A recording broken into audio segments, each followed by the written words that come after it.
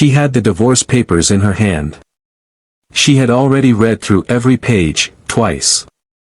She had already called the attorney. She had already decided.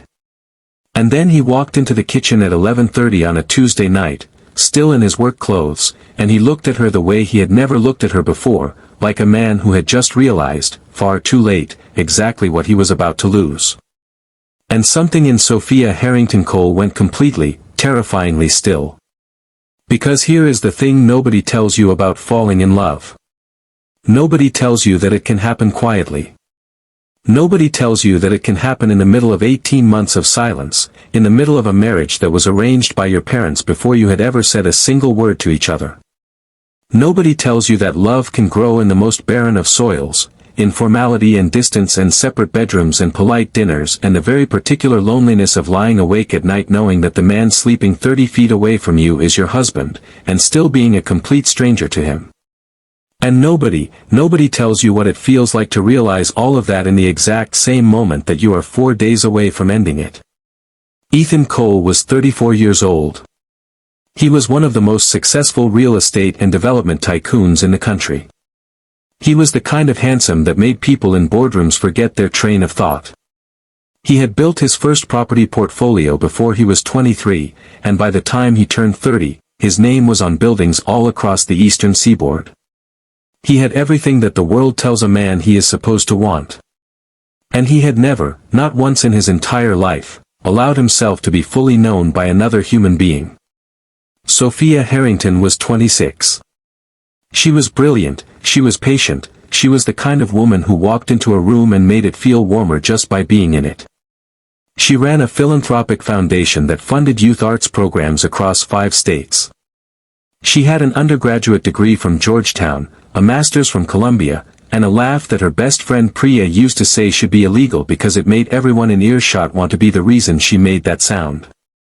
She had agreed to a marriage she did not choose. And she had honored that agreement with everything she had. For 18 months, she had tried. She had been gracious and warm and patient in a house where her husband moved around her like she was furniture he'd inherited and didn't quite know where to put. And then one night in October, 4 days before the attorneys were scheduled, everything changed. This is the story of what happened in those 4 days. But to understand it, to really understand what was at stake, and what it cost both of them to get there, we have to go back to the beginning.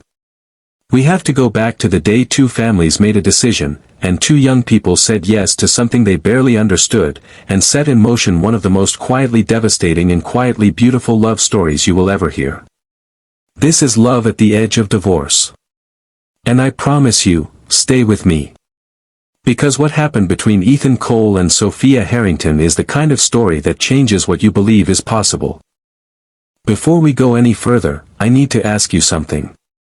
I need you to think about the last time you were in a room with someone you had given up on, not because they were cruel, not because anything catastrophic had happened, but simply because the silence between you had stretched so long and gone so deep that you had quietly, privately, stopped believing it could ever be crossed.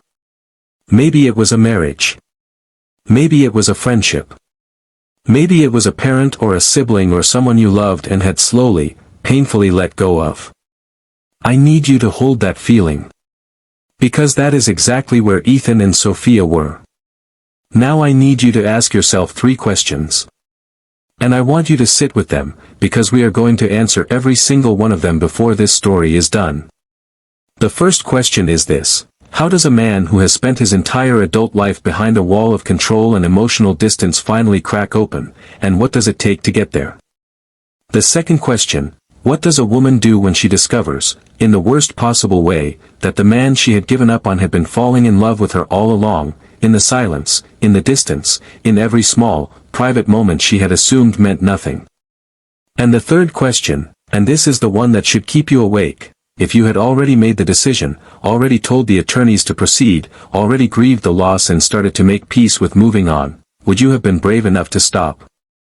Ethan and Sophia Cole were married on the 14th of April, 18 months before this story reaches its climax.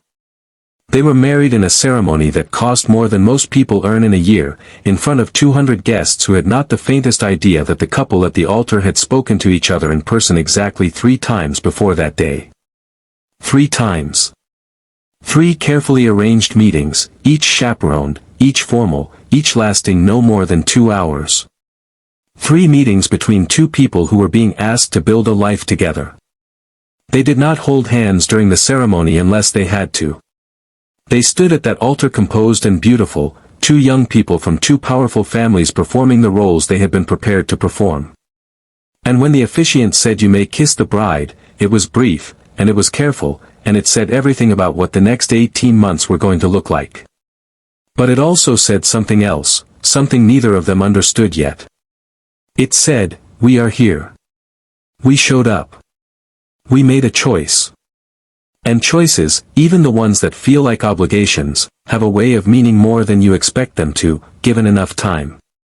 Before we go any further, let us know in the comments where you are watching from right now. We would love to hear from you. And if you have not subscribed yet, hit that subscribe button so you never miss any of our upcoming stories. This one is just getting started. Ethan Cole grew up in Greenwich, Connecticut, in a house that was more museum than home. His father, Richard Cole, was a 3rd-generation real estate developer who had grown up watching his own father build the family name into something that meant power in the right rooms in the right cities. Richard was not a bad man. He was a man who had been taught a very specific way of loving, through provision, through legacy, through the architecture of opportunity, and he had passed that education down to his son with the same efficiency with which he managed his portfolio. You did not sit around the cold dinner table and talk about how you were feeling. You talked about what you were building. You talked about what came next. Ethan absorbed all of it. He was a serious child who became a focused teenager who became a relentless young man. He was also, by every account of those who knew him in those years, genuinely kind. That is the part that gets lost in the way people describe Ethan Cole. They talk about the discipline, the control, the impenetrability, and they forget that underneath all of that was a person who, as a teenager, used to sneak $20 bills into the jacket pockets of the construction workers his father employed, because he had overheard one of them say he was short on rent. That was Ethan Cole. The kindness was real. He had simply learned, very young, that showing it too openly was a form of vulnerability, and vulnerability was a form of risk, and risk was something you managed rather than embraced. He went to the University of Pennsylvania for his undergraduate degree, then to Wharton for his MBA. He graduated near the top of both programs, turned down 3 offers from firms that would have made him comfortable and anonymous, and instead took his trust fund distribution at 22 and started buying. Not big. Not yet. He bought a distressed 2-family property in Hoboken, New Jersey, for $212,000. He renovated it himself on weekends. He sold it 14 months later for $460,000. And he did it again. And again. And by 28, Cole Meridian Holdings had a portfolio valued at over $90 million and a reputation in the industry as one of the sharpest young developers on the East Coast. He was also, by 28, deeply alone in the way that only very driven, very controlled, very successful people can be alone, surrounded by colleagues and associates and what the world would call a social life, and still feeling, at the end of most days, like he was standing in a room with glass walls, able to see everything and touch nothing. He had dated. He had been in what most people would recognize as relationships. He had even been engaged once, at 29, to a woman named Claire Ashton, whose family moved in the same circles as his and whose beauty and ambition seemed, on paper, to match his own. Claire ended it with a 3-line text message and an elegant kind of cruelty that comes from someone who has simply stopped trying to be gentle. Ethan put the ring in a drawer, closed the drawer, and went back to work. He did not speak about it again. He simply recalibrated. It was his mother, Margaret Cole, who first raised the idea of the arrangement. Margaret was a woman of tremendous intelligence and quiet warmth, a woman who had loved her husband deeply even as she understood his limitations, and who had watched her son build an empire and an emotional fortress with equal and simultaneous determination. She sat Ethan down in the formal sitting room of the Greenwich House on a Sunday afternoon in February, 2 years before this story begins, and she said, "I have been speaking with Charles Harrington. You know the name. His foundation does extraordinary work. He has a daughter, Sophia. I think the two of you should be introduced." And Ethan, who by that point had decided that romantic love was a variable he had successfully managed out of his personal equation, looked at his mother for a long moment and then said, "Tell me more about her." That is who Ethan Cole was. Not cold. Not calculating in the way that word implies malice. He was a man who had built an extraordinary life on the outside and a very efficient, very defended life on the inside, and who agreed to the arrangement not because he had no choice, and not because he was weak, but because some part of him, the part that had watched his father's monument of a life turn into a very beautiful, very empty monument, understood that he had perhaps been approaching the whole thing wrong. Perhaps a structured partnership with a woman of character and intelligence was a more honest foundation than the fiction of romantic love that had failed him before. He would be a good husband in the ways he understood, reliable, respectful, financially secure, present. He would not be unkind. He would simply keep his distance. Because distance, in Ethan Cole's experience, was the only thing that had never let him down. Sophia Harrington grew up between two worlds. Her father, Charles Harrington, was a self-made man who had grown up in Baltimore, Maryland, earned a full scholarship to Johns Hopkins, built a successful commercial law practice by 30, and then, at 42, walked away from it entirely to launch the Harrington Foundation, a philanthropic organization dedicated to arts education and community development in underserved urban neighborhoods. He had done it, he often said, because he had been one of those children once, the kind of child who needed a program, an outlet, a place to put all that energy and feeling and creativity, and someone had been there for him, and he intended to spend the rest of his life being there for someone else. Sophia grew up watching her father do that every single day. It shaped her in ways she was still discovering. She was 25 when her father called her home from a weekend research trip and sat her down in his study. She had been in the middle of a grant application cycle for a new youth ceramics initiative in South Chicago. She had not slept properly in 4 days. She sat across from Charles Harrington and listened to him explain, with great care and evident affection, the conversation he had been having with Margaret Cole. He did not use the word arranged. He used the word introduction. He talked about the Cole family's development footprint and how it could be leveraged in partnership with the Harrington Foundation to do things neither organization could accomplish independently. He talked about legacy. He talked about the kind of partnership, he said, that could outlast both of them.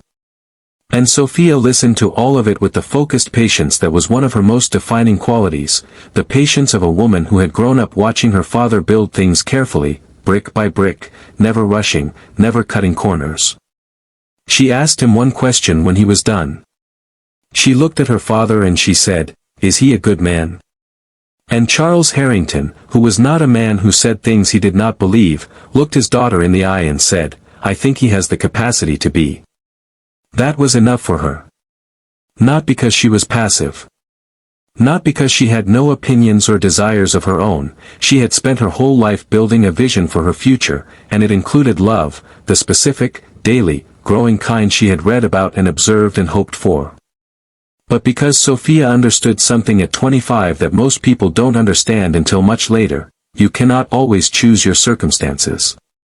You can only choose what you do inside them. She had her hair done the morning of the wedding by her best friend Priya, who held both of Sophia's hands at the vanity mirror and said, "You do not have to do this." And Sophia, who had thought about that question for 6 months and arrived at her answer from a place of genuine clarity, said, "I know."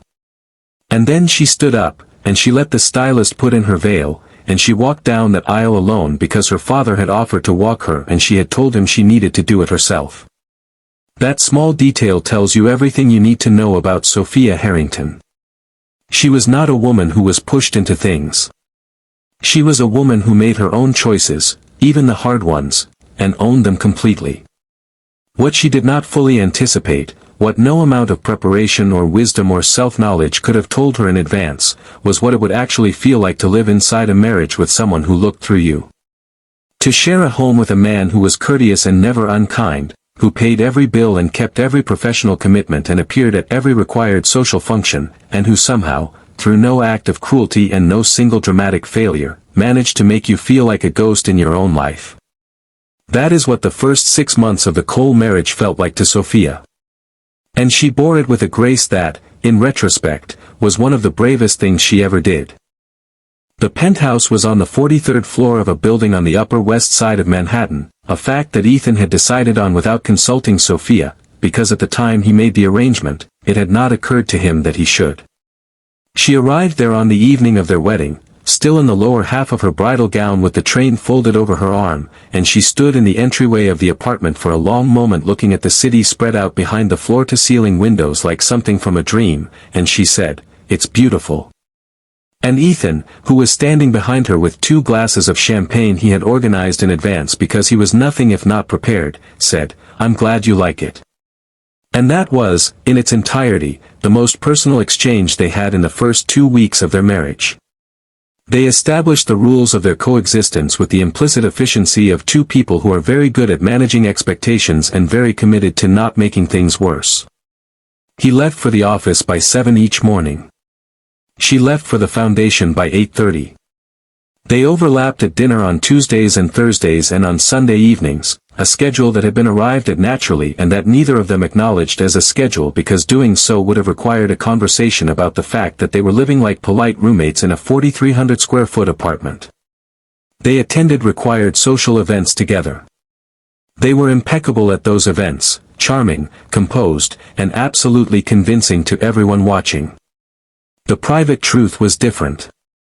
They rode to those events in the same car and they rode home in the same car, and the space between them in those back seats was as wide as the distance between 2 people can be.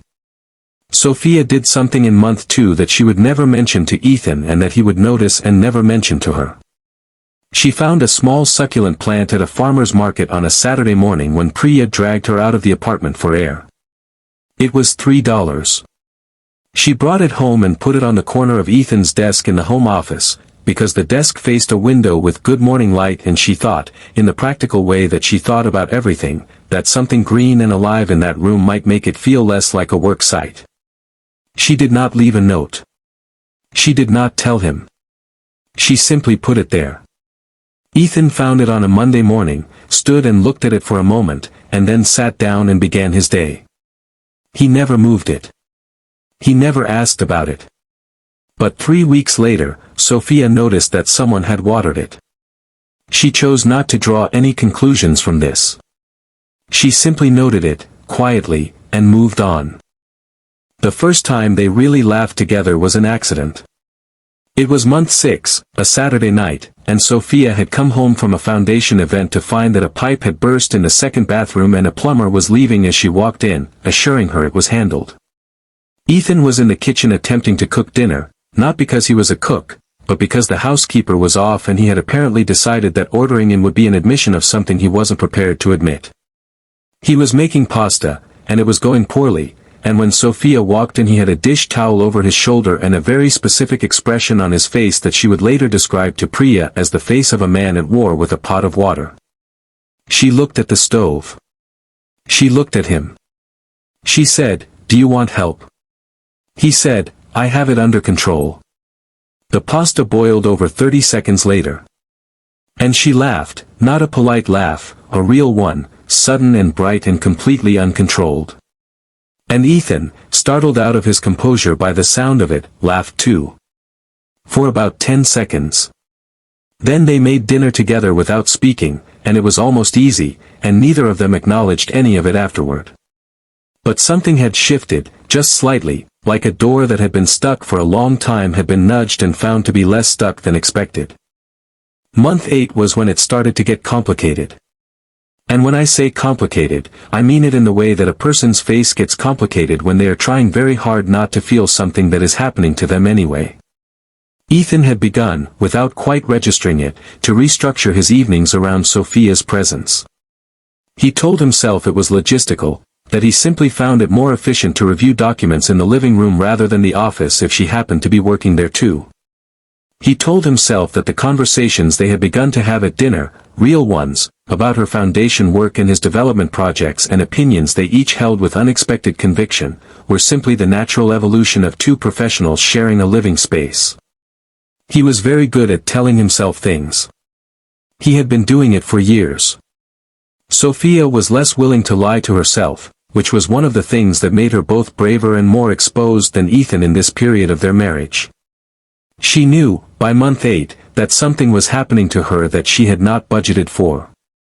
She had been honest with herself about it, the way she was honest with herself about everything, sitting at her desk at the foundation on a Wednesday afternoon in December, staring at a grant proposal she had read 4 times without absorbing a single sentence, and finally saying quietly to herself, like a diagnosis, "I think I'm falling in love with my husband." She sat with that for a while. Then she picked up her phone and called Priya. Priya Nair was 28, a pediatric nurse with a sharp mind and a warmer heart and absolutely no patience for self-deception in people she loved. She listened to Sophia describe the situation in the careful, measured way that Sophia described everything, and when Sophia was done, Priya said, "Sophia, I have been watching this for 2 months. The man reorganizes his entire evening when he hears your key in the door. I was there last week. He had been reading the same page of the same book for 40 minutes before you got home. He is gone for you." And Sophia, who was sitting in her office chair with her knees pulled up to her chest, said, "You don't know that." And Priya said, "Sophia, I am a nurse. I am trained to observe things people are trying to hide. I know that." And Sophia was quiet for a long time. Then she said, "I don't know what to do with this." And Priya said, "For now, nothing. Just let it be real." That advice was harder to follow than it sounds. Because letting it be real meant feeling all of it, the warmth of those Tuesday dinners and the particular joy of making him laugh, which happened rarely enough that each time felt like finding something rare and valuable. It meant noticing the way he looked at her sometimes in the middle of a conversation, with a focused attentiveness that had nothing to do with being polite and everything to do with the face of someone who is genuinely, completely interested in what another person is saying. It meant sitting with the knowledge that she had feelings she could not act on because she had no evidence, no spoken evidence, no acknowledgement, no crossing of the very specific line that existed between the warmth they had developed and something more, and Sophia was not a woman who acted on feelings she could not substantiate. So she carried it. She carried it with the patience she brought to everything, and she waited.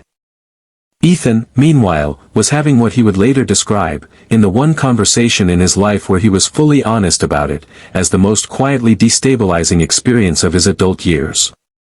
He was not destabilized in any visible way, he was, externally, exactly as he had always been, sharp, composed, controlled, productive. But internally, he was living through the experience of a man whose entire operating system is encountering something it was not designed for. He was not designed for Sophia Harrington. He was not designed for the specific way she looked when she was absorbed in work she cared about, completely unaware of being observed, her hair pinned up with a pencil and her feet tucked under her on the sofa. He was not designed for her laugh.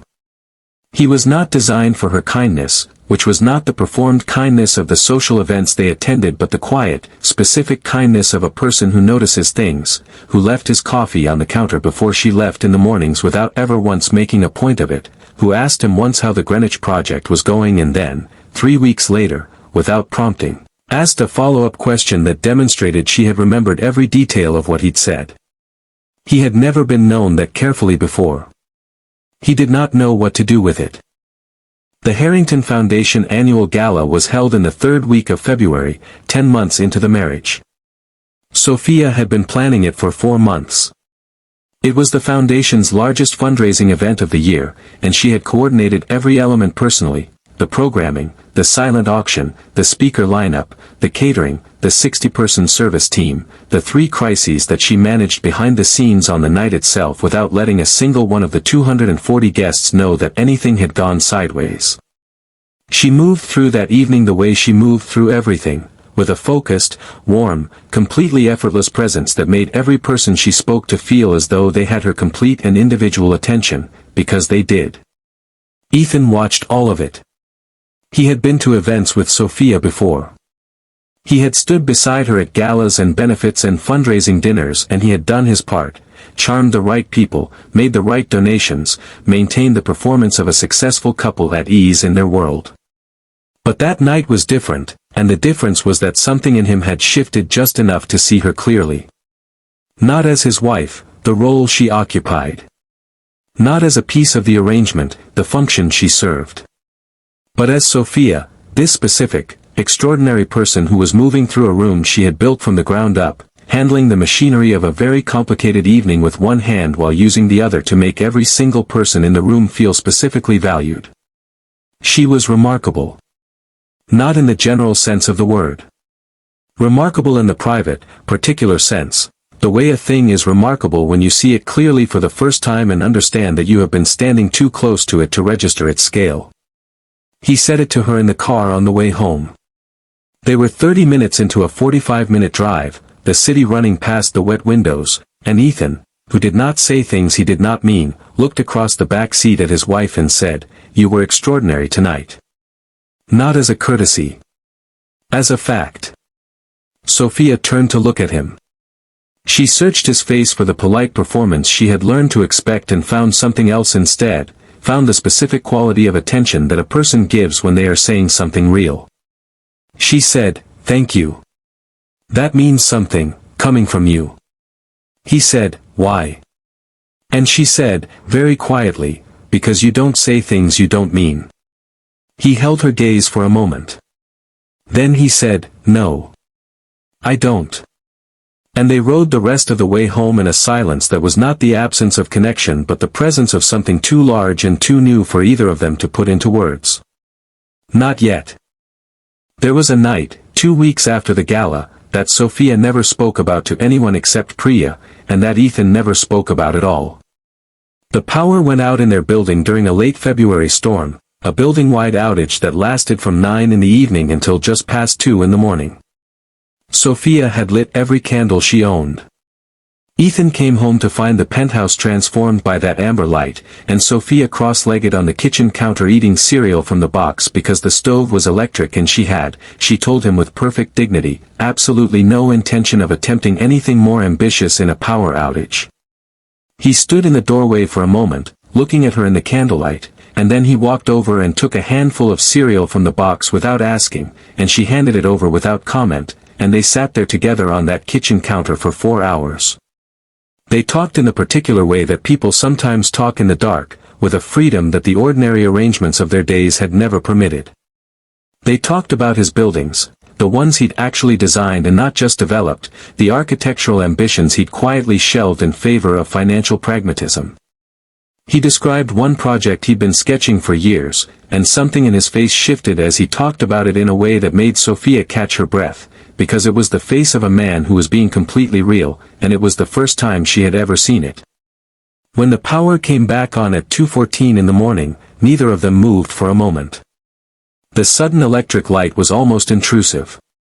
They sat in it, side by side on the counter, and the moment stretched between them the way moments do when something is on the verge of being said that cannot be unsaid. Ethan turned to look at her. She was already looking at him. And then his phone rang, an international call from a contractor in London that he had been waiting on for 3 days, and he slid off the counter and went to his office and took the call. Sophia sat in the kitchen for a long time after he left, her hands flat on the cold marble, listening to the hum of the restored electricity. She did not sleep well that night. She would learn, much later, that he did not sleep at all.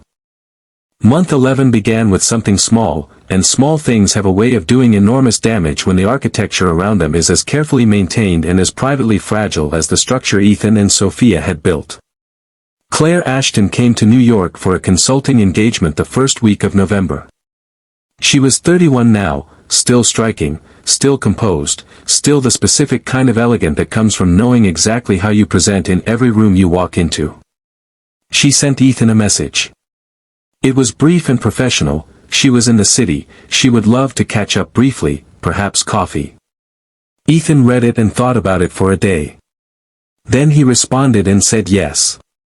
They met at a coffee place in Midtown on a Thursday morning. It lasted 45 minutes. It was, by any rational accounting of events, entirely unremarkable, two adults who had once been engaged and had not spoken in years, having a polite, civil, professionally appropriate conversation about their respective work. There was no warmth between them that had not been there before, and no new warmth generated. Ethan came home that evening and told Sophia that he had seen Claire.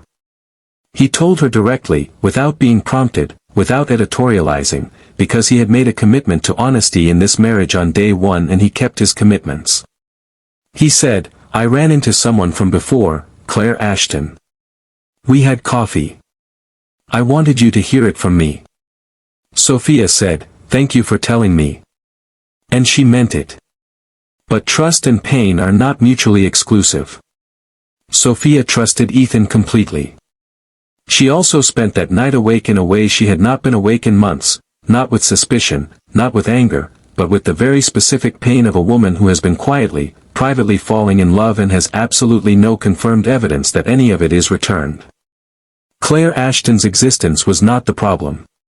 The problem was what Claire Ashton's existence reminded Sophia of, that Ethan Cole had a whole interior life she had no access to, that he had once loved someone enough to propose to her, and that in 18 months of living together, he had never once crossed the invisible line between the warmth they now shared and anything that looked like what he must have felt for Claire. She pulled back slightly. Not coldly, Sophia was constitutionally incapable of coldness, but in the careful, self-protective way of a woman who has realized she needs to manage her own exposure. She became slightly more contained in the evenings.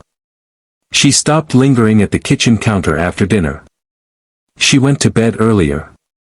Ethan noticed. He always noticed her, with the heightened perceptiveness of a man who is paying close attention to something and has only just admitted to himself that he is paying it. He did not know how to address it. So he sat with it, and the distance between them, which had been so carefully narrowing, began to creep back. Not wide. Just enough to be felt. Ethan's younger brother Daniel came to stay for a weekend in November, 2 weeks after the Claire Ashton incident. Daniel Cole was 29, a landscape architect based in Portland, Oregon, a man whose emotional intelligence was in almost comic contrast to his brother's and who had, over the course of his adult life, developed a particular talent for saying true things to Ethan in ways that Ethan could not dismiss. He arrived on a Friday evening and spent 48 hours in the penthouse with Ethan and Sophia, and on Saturday afternoon, while Sophia was at the foundation for a board meeting, he sat across from his brother at the kitchen table and said, "Ethan, I need you to hear me when I say this. You are completely and entirely gone for that woman."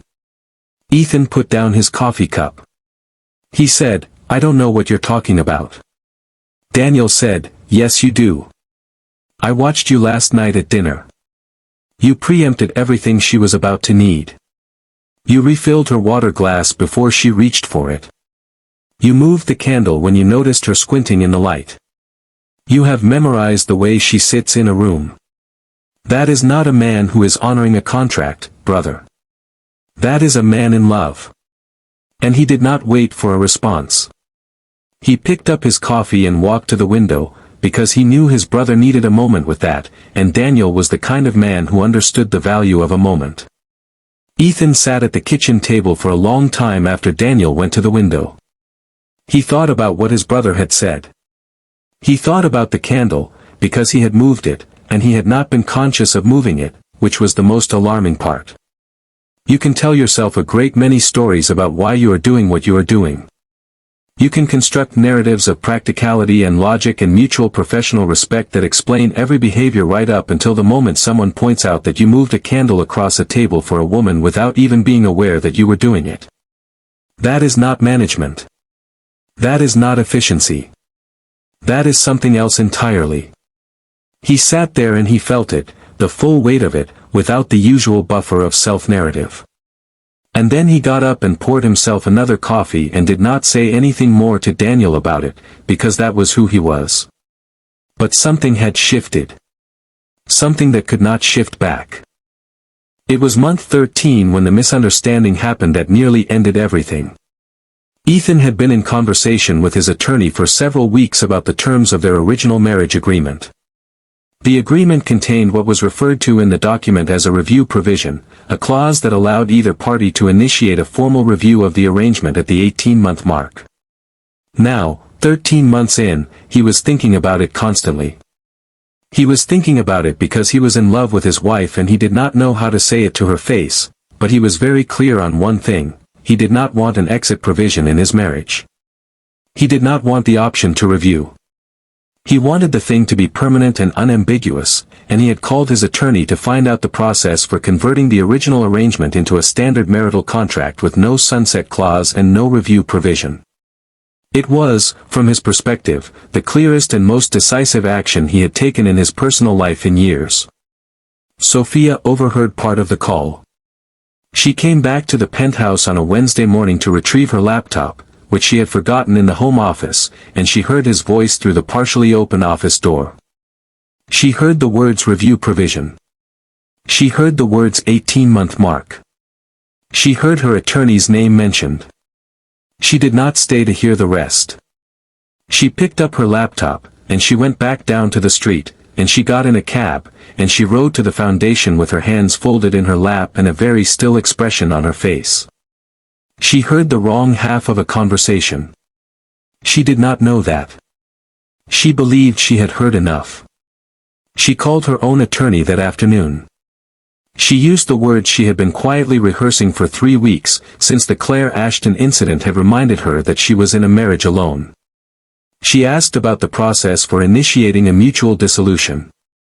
The attorney said he would prepare the initial paperwork. She thanked him, hung up the phone, looked out the window of her office at the Manhattan skyline for a long time, and then opened her laptop and got back to work. Her voice had been steady throughout the call. She was very good at being steady.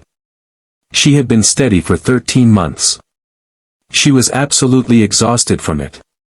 What she did not know, what 30 more seconds in that doorway would have told her, was that Ethan, on that phone call, was in the process of removing the exit from their marriage. He was telling his attorney to convert the agreement. He was making it permanent. He was doing it without telling Sophia first because he did not yet know how to tell Sophia anything that lived in the real, undefended part of him, and he had decided that he would get the legal piece in order first, and then find the words, and then tell her. He had a plan. It was not a good plan. It was the plan of a man who is more comfortable with action than with vulnerability. But it was not the plan of a man who was ending a marriage. It was the plan of a man who was choosing one. The divorce papers arrived on a Tuesday. Sophia had arranged for them to be delivered to the penthouse rather than to her office, because she had not wanted to create any professional complexity, and because some part of her had wanted to do this privately and with as much dignity as the situation permitted. They arrived in a cream-colored envelope with her attorney's return address in the upper left corner. She opened them at the kitchen counter. She read through them twice. She set them on the counter. She did not pick them up again. She went to the living room and sat in the armchair by the window and looked at the city for a long time, and she did not allow herself to cry, which took considerable effort, and she told herself that she was doing the right thing, which she believed, and she told herself that it would stop hurting eventually, which she also believed, even though she could not quite locate the belief when she reached for it.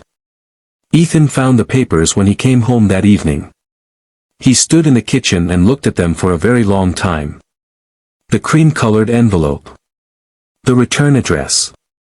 The document itself, partially visible through the open flap. He did not touch it. He stood there and he felt something move through him that he had no name for, something that was not quite shock, because some part of him had been aware that the review provision existed and that Sophia was not the kind of woman to remain indefinitely in a situation that was causing her pain. But it was something close to shock. It was the feeling of a man who has been moving slowly, carefully, toward a thing, and has arrived at the moment to find that the thing has already moved on without him. He walked to the doorway.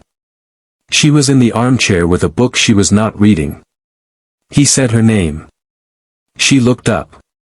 And the thing that happened in that moment, The thing that both of them would remember with perfect clarity for the rest of their lives, was that she looked at him, and he looked at her, and neither of them performed anything. For the first time in 13 months, neither of them performed. He said, "I didn't know you'd spoken to an attorney." She said, "I heard your call. With Marcus. About the review provision and the 18-month mark." He went completely still. He stood in the doorway and he was so still that she could see him processing it, the specific, total stillness of a man who has just understood what happened and what it cost. Then he said, quietly, "Sophia. You heard the wrong half." She looked at him. She said, "What?" He stepped into the room. He said, "I called Marcus to remove the exit provision. I was not reviewing whether to end the marriage. I was making the marriage permanent. I was converting it to a standard contract with no review, no clause, no way out for either of us.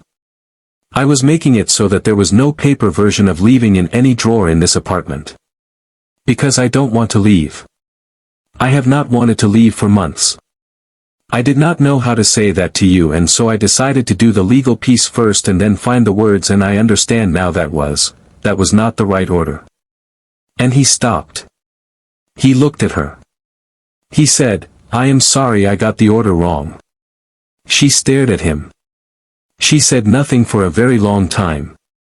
She was doing what she always did, taking in the information with her whole self, not rushing to respond, not allowing the emotion to outrun the thought. Then she said, "You were making it permanent?" He said, "Yes." She said, "You were removing the exit?" He said, "Yes." She said, "Without telling me first?" He said, "I know. I know I was trying to find the language. I have been trying to find it for months. I am not good at this. You know that. I have never been particularly good at saying the things that live in the real part of me.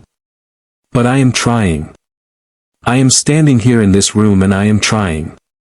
And I need you to know, before the papers that are in that kitchen go any further, I need you to know that there is no version of what comes next that I want without you in it."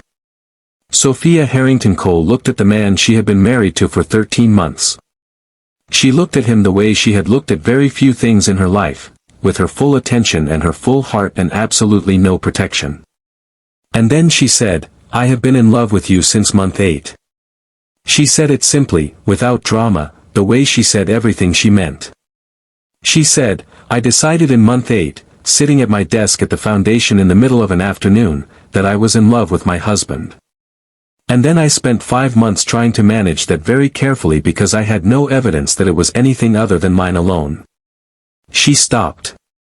She said, "It was quite a long 5 months, Ethan." And he said, and this was the sentence that Priya, when she later heard it secondhand, declared to be the finest sentence Ethan Cole had ever produced, "I know. I was there for all of it. I just didn't know how to tell you that I was." He crossed the room. He stood in front of her and he took her face in both hands, those broad, careful hands that had spent 13 months being very precisely controlled in her vicinity, and he looked at her the way a man looks at something he has finally understood. He said, "You are the most extraordinary person I have ever been too careful around." And she looked up at him and she said, "Then stop being careful." And he did. He stopped being careful. For the first time in his adult life, Ethan Cole stopped being careful. What happened in the next few minutes in that living room belonged entirely to them and to no one else, and what it felt like, what they both said later, in the one conversation they had about it in the weeks that followed, was that it felt like something unlocking. Not a grand cinematic moment, though it was also that. More fundamentally, it felt like relief. The specific, profound relief of a thing that has been held in tension for a very long time finally being allowed to release. Sophia called her attorney the next morning and told him to discard the paperwork. She used her professional voice, which she always did when she needed to be completely clear, and she said, "The situation has changed. Please discard everything." There was a brief pause on the other end of the line, and then her attorney said, "Of course. Understood." She hung up and went to make coffee. Ethan was already in the kitchen, which was new. He was usually gone before she came in for her first cup. He looked up when she came in. She said, "I called David." He said, "I know. I heard." She said, "You heard me on a call." He said, "Through the wall." She said, "That seems fair." And they both had the same expression on their faces, the slightly undone, slightly astonished, completely real expression of two people who are standing on entirely new ground and are discovering, step by step, that it holds. In the weeks and months that followed, Ethan and Sophia Cole did not become different people. That is the thing that popular romantic narratives get wrong, the idea that love transforms you into someone else, someone better or brighter or more complete than you were before. Love does not do that. What love does, when it is real and when it is chosen, is make it possible for you to be the person you already are without the weight of the armor you have been carrying. And for Ethan Cole, that meant that the kindness that had always lived in him, the $20 bills in jacket pockets, the watered succulent, the candle moved across a dinner table without conscious thought, that kindness was allowed to be a fact about him rather than a liability. He did not stop being disciplined. He did not stop being an extraordinary businessman with a sharp mind and a focused will. He simply stopped managing the distance between himself and the people he loved. Which, in practice, mostly meant Sophia. He started designing again. Not developing, designing. He cleared off the long drafting table in the second guest bedroom that had been serving as an overflow storage space, and he began working on the project he had been sketching in secret for years, a community art center on the south side of Chicago, designed around the specific needs of the youth programs that the Harrington Foundation supported. He worked on it in the evenings, at the kitchen table more often than not, because the kitchen was where Sophia worked in the evenings, and he had stopped pretending that he didn't organize his life around her presence. The first time he showed her the preliminary drawings, she was quiet for a long time. Then she said, "This is what you described on the night of the power outage." He said, "Yes." She said, "You've been carrying this the whole time." He said, "Yes." She said, "It's beautiful, Ethan." And he said, "So is the foundation's work. That's why I wanted them in the same building." And Sophia Harrington Cole, who had been composed and self-contained and graceful under pressure for 13 months of a marriage she had been alone in, put her head down on the kitchen table for about 6 seconds. Then she lifted it again and said, "We need to put this in front of my board." And they were off. The collaboration between Cole Meridian Holdings and the Harrington Foundation, which Charles Harrington had cited as the practical justification for the arrangement from the very beginning, became, in the year following Ethan and Sophia's decision to truly commit to their marriage, one of the most significant philanthropic development partnerships in the country.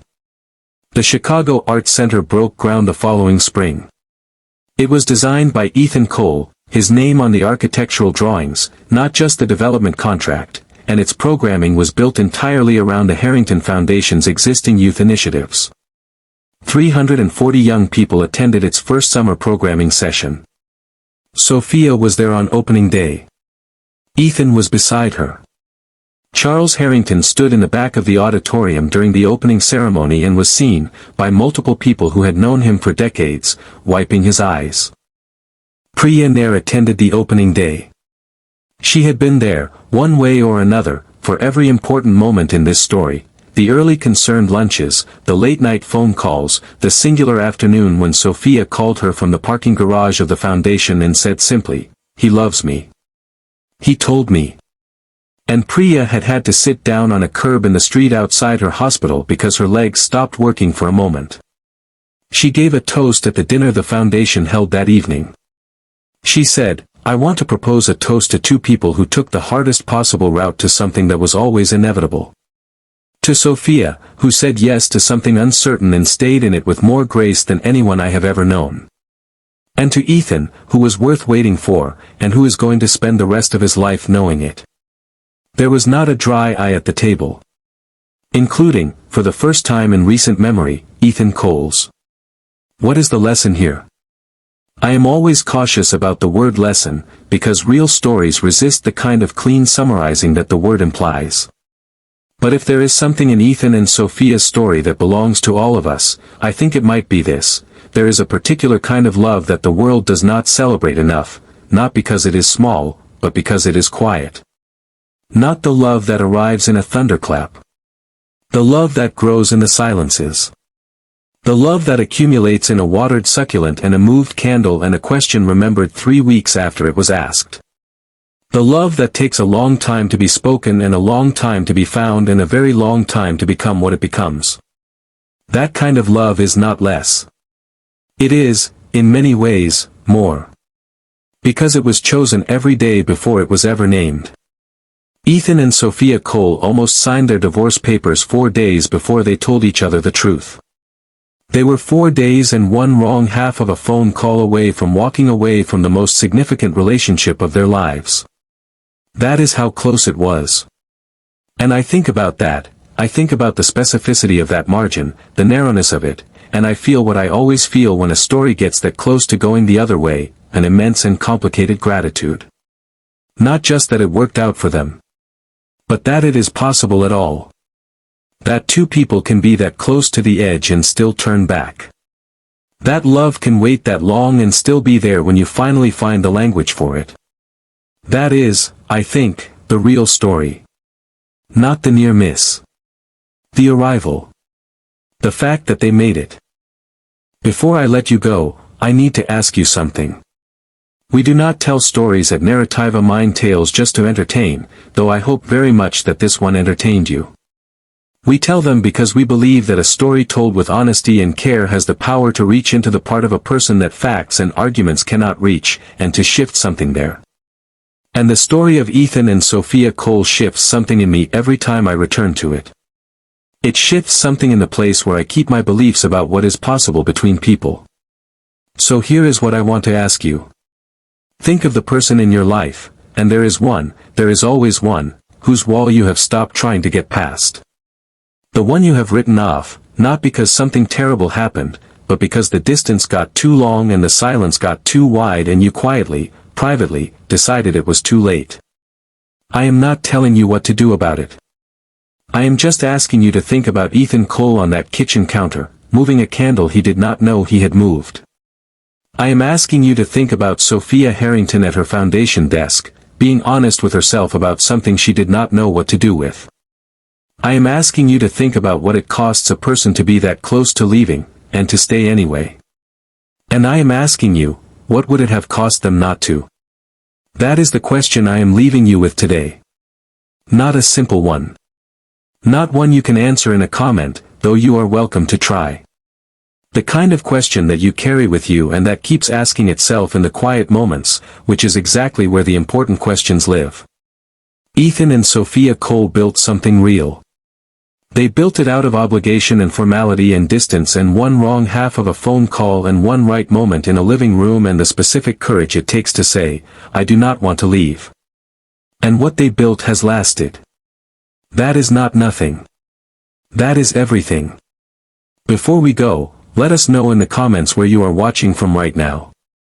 We would genuinely love to hear from you, and we read every single one. And if you have not subscribed yet, please hit that subscribe button right now so you never miss any of our upcoming stories. Because the next story we are bringing you, I am not going to give too much away, but what I will say is this: sometimes the most dangerous thing in the world is not losing someone. Sometimes it is realizing, just a moment too late, that you never really had them at all. You are going to want to be here for that one. This has been Narrativa Mind Tales, where every story rewires the mind. I will see you in the next one.